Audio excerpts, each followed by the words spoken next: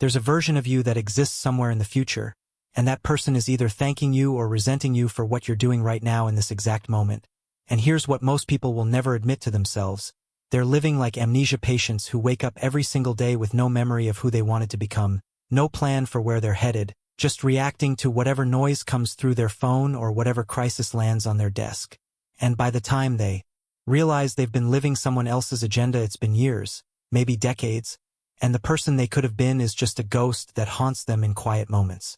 But what if I told you that the entire trajectory of your life, everything you're going to accomplish or fail to accomplish, comes down to two seemingly insignificant moments that happen every single day, moments that most people completely ignore because they seem too small to matter, too simple to be the difference between a life of purpose and a life of regret.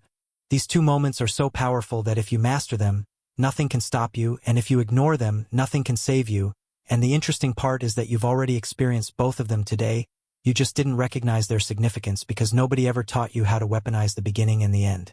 Think about the person who wakes up and immediately grabs their phone, scrolling through other people's opinions, other people's problems, other people's highlight reels, and before they've even taken a full breath, they've already surrendered control of their mind to the algorithm, to the news cycle, to whoever shouted the loudest on the internet last night, and then they wonder why they feel anxious before breakfast, why they're exhausted before lunch, why they can't seem to focus on what actually matters, and the reason is simple: they gave away the most valuable real estate in the universe. The first moments of consciousness, the space between sleep and the chaos of the world, and in that space lies the power to architect everything that follows. Your mind in the morning is like wet cement. Whatever you pour into it in those early moments will harden into the foundation of your entire day. And if you're pouring in panic, comparison, outrage, and distraction, then that's the foundation you're building on, and no amount of willpower later in the day can overcome a foundation made of garbage. But here's where it gets interesting, because the morning isn't just about avoiding the bad, it's about claiming the good. It's about understanding that before the world makes its demands, before your boss needs something, before your family needs something, before your phone starts buzzing with urgency, there's a sacred window where you get to decide who you are and what you're building, and the people who understand this, the ones who treat that window like it's worth more than gold, they're the ones who seem to have some invisible advantage. They're calmer, more focused, more intentional, and it's not because they're special, it's because they learned the secret that hiding in plain sight, that your morning is the steering wheel and everything else is just the road. Now, most people think this is about waking up at some absurd hour or following some rigid routine they saw on social media, but that's missing the point entirely, because this isn't about mimicking someone else's system. It's about understanding the principle underneath the system, which is this: if you don't take ownership of your mind before the world gets to it, you will spend the entire day renting out your attention to whoever bids the highest. And at the end of that day, you'll feel empty, exhausted, like you ran a marathon but can't remember where you were trying to go. The real question isn't what time you wake up, it's what you do with the first fragment of awareness. Do you use it to ground yourself in purpose, or do you use it to marinate in chaos? And I'm not talking about some elaborate morning ritual that takes 2 hours. I'm talking about something so simple it sounds almost stupid. I'm talking about pausing for 60 seconds and asking yourself 3 questions. What am I building today? Who am I becoming in the process? And what would make this day matter? Those 3 questions are like a compass. And without a compass, you're just wandering, hoping you end up somewhere good. And hope is a beautiful thing, but it's a terrible strategy. Now, here's what happens when you start doing this. At first it feels awkward, maybe even pointless, because you're so used to being in reaction mode, so used to letting the world tell you what's important. But if you stick with it, something shifts. You start to notice that the days where you set clear intention feel completely different from the days where you just let life happen to you. And it's not because the external circumstances change, it's because your internal state changes. You're no longer a leaf in the wind, you're the wind itself. And this is where people make a critical mistake. They think that designing their morning means everything will go perfectly, that they won't face obstacles or setbacks, but that's not how this works. Designing your morning doesn't eliminate problems, it gives you the clarity and resilience to handle problems without falling apart. It's the difference between a boxer who trains and a guy who just swings wildly hoping to connect. One of them has a strategy, the other one just has adrenaline, and adrenaline runs out. But let's talk about the other side of this equation, the side that nobody talks about, because everyone's obsessed with morning routines and productivity hacks, but they completely ignore the evening, and that's a massive mistake. Because the evening is where transformation actually happens. The evening is where you take everything the day gave you, all the wins, all the losses, all the lessons, and you decide what it means. Most people get to the evening and they just collapse. They numb out with television or social media or whatever helps them forget that they spend another day not really living, just surviving. And I get it, rest is important, downtime is necessary. But there's a difference between intentional rest and just checking out. And when you check out every single evening without pausing to reflect, you lose the lesson, you lose the data. And without that data, you're just going to repeat the same day over and over again with different weather. Think about it like this. If you were running a business and you never looked at the numbers, never analyzed what worked and what didn't, never made adjustments based on real results, that business would fail, and your life is no different. Every day is giving you feedback, showing you what's effective and what's not.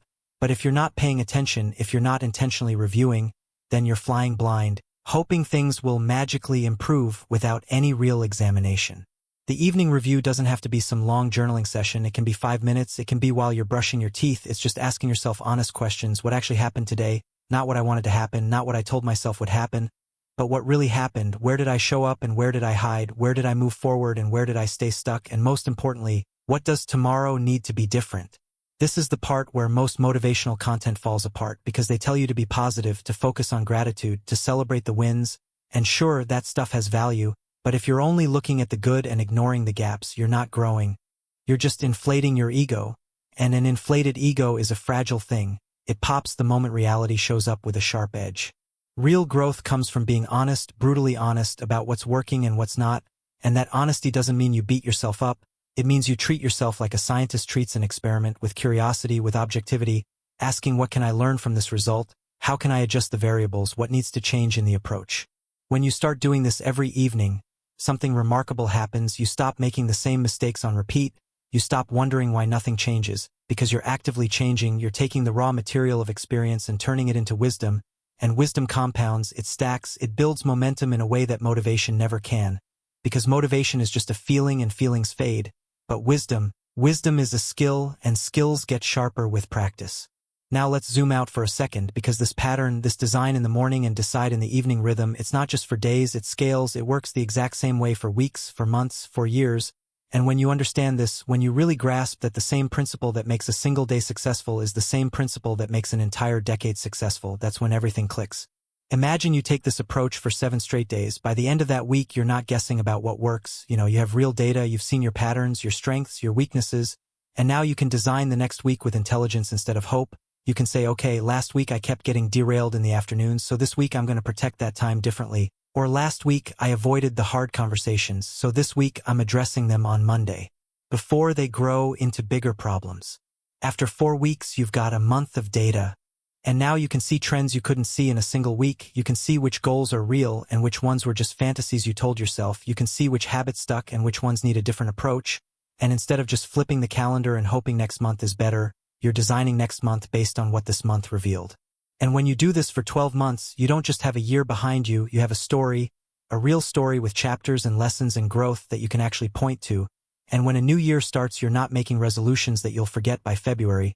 You're setting intentions based on a year's worth of lived experience. You're making decisions from a place of self-knowledge instead of self-delusion.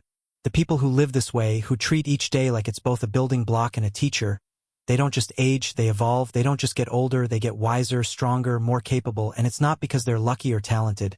It's because they committed to a process that works regardless of talent or luck, a process that turns time into an asset instead of an enemy. But here's the thing that nobody wants to hear. This process requires you to be uncomfortable. It requires you to look at yourself honestly when it's easier to make excuses. It requires you to take responsibility when it's easier to blame circumstances. And most people, if we're being real, most people would rather stay comfortable in mediocrity than be uncomfortable in growth. They'd rather scroll their life away than sit with the reality of what they're becoming. And that's fine, that's their choice. But if you're still reading this, if you're still here, then you're not most people. You're someone who knows deep down that you're capable of more. That there's a version of you that's stronger, wiser, more intentional, and that version is waiting for you to stop postponing and start practicing. To stop waiting for the perfect moment and start making this moment perfect by the choices you make within it. So here's what I want you to do, not someday, not next week, tonight, before you go to sleep. I want you to take 5 minutes and ask yourself, how did I really show up today? Not the sanitized version, not the version you'd post on social media, the real version. Were you present or distracted? Were you intentional or reactive? Did you move toward your goals or away from them? And don't judge the answer, just see it, just acknowledge it, because you can't change what you won't face, and facing it is the first step.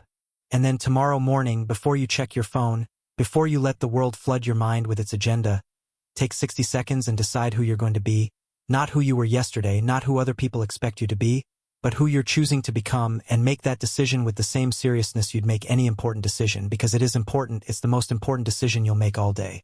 If you do this, if you commit to designing your mornings and deciding in your evenings, you will look back 6 months from now and you won't recognize the person you were. You'll see someone who was asleep, someone who was drifting, someone who had potential but no process, and you'll be grateful that you woke up, that you stopped waiting for permission or perfect conditions and you just started, because the truth is there's no perfect time. There's only now, and now is either the moment you begin or the moment you let slip away into the pile of all the other moments you wasted waiting for everything to align. Your life is not happening to you, it's responding to you, and every morning you get a fresh chance to send a different signal, to make a different choice, to become a different person.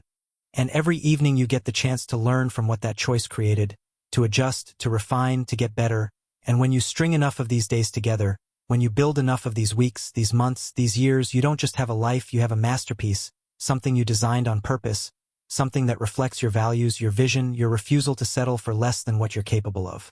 So the question isn't whether this works, the question is whether you'll work it, whether you'll take these 2 moments, the morning and the evening, and treat them like they're sacred, because they're the hinges on which your entire life swings, and right now, in this moment, you have the power to decide which direction that swing takes, toward the person you want to become or away from them, toward the life you want to build or away from it, and nobody else can make that decision.